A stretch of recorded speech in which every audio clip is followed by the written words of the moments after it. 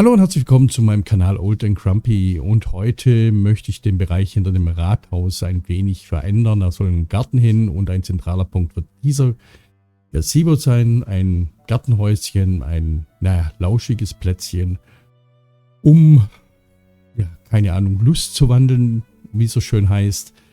Hinter dem Rathaus soll ein Garten entstehen. Das wird so einer der zentralen Punkte des Gartens sein. Ich weiß noch nicht, wie weit das geht mit dem Garten, aber wir können uns da ein bisschen austoben auf dieser kleinen Hochebene. Ja, und das ist ein bisschen ein kurzes Video heute.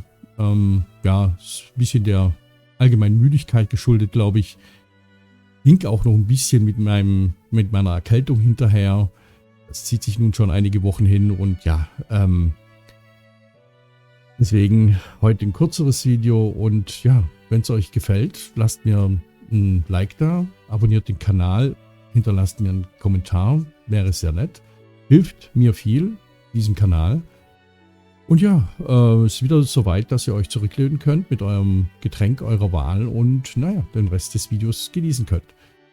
So, dann kann ich nur noch sagen, danke fürs Zuschauen und ich sehe euch im nächsten Video. Bis dann, ciao.